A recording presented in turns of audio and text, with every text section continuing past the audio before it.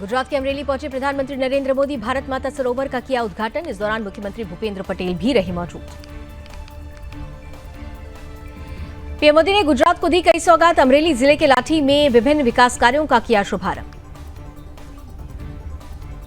PM Modi ने अमरेली में जनसभा को किया संबोधित। प्रधानमंत्री को सुनने के लिए पहुंचा जनसैलाब।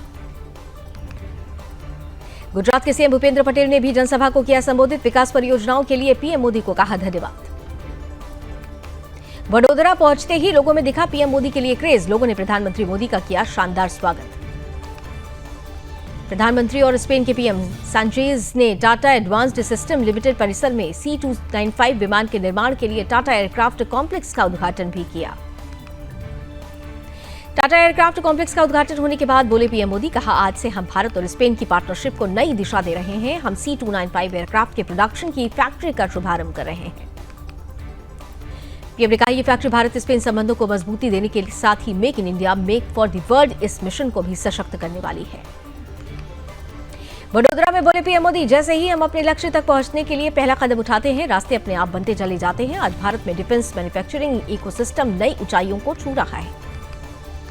इस बड़ी सफलता पर बोले प्रधानमंत्री मोदी, अगर हमने 10 साल पहले ठोस कदम न उठाए होते तो आज इस मंजिल तक पहुंचना असंभव होता।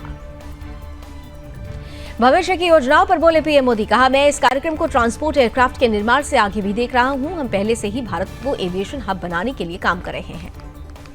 पीएम मोदी ने कहा ये इकोसिस्टम भविष्य में make in India civil aircraft का रास्ता प्रशस्त करेगा। अलग अलग भारतीय एयरलाइंस ने 1200 नए एयरक्राफ्ट खरीदने का ऑर्डर दिया है। वडोदरा में स्पेन के प्रधानमंत्री पेड्रो साचेंज ने पीएम मोदी की तारीफ की। बोले ये पीएम मोदी के विजन की एक और जीत है। स्पेन के प्रधानमंत्री बोले पीएम मोदी का विजन भारत को एक औद्योगिक शक्ति और निवेश और व्यापार के लिए एक आकर्षण का केंद्र बनाना है।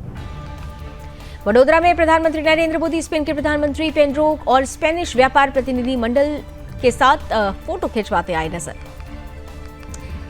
सांचेज बोले ये केवल अत्याधुनिक औद्योगिक सुविधा का उद्घाटन नहीं, 2 सर्वश्रेष्ठ कंपनियां भी एक साथ आई हैं।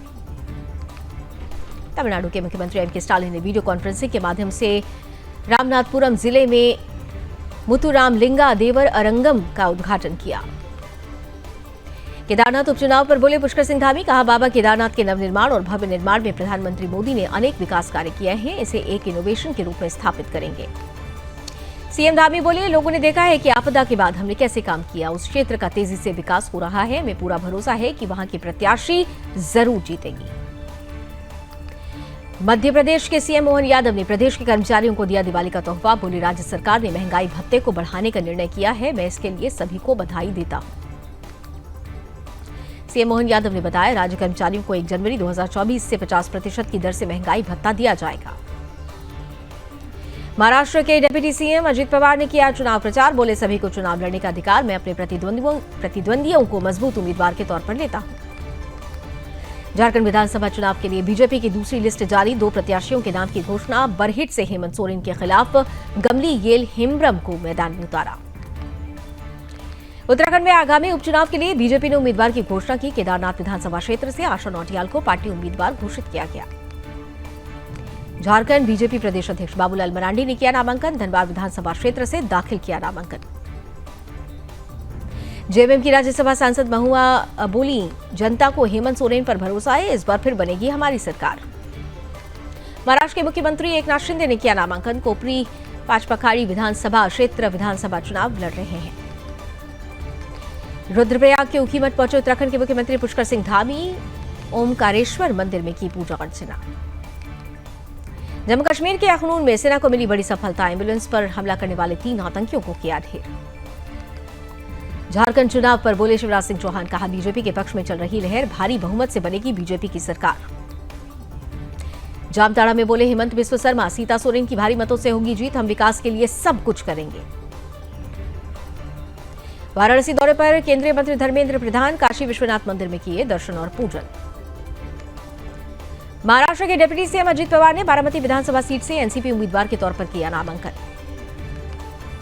बारामती से एमपीए उम्मीदवार योगेंद्र पवार बोले मुझे जो जिम्मेदारी मिली है मैं उसे पूरा करूंगा। बेरोजगारी, महंगाई, अपराध बड़े मुद्दे हैं।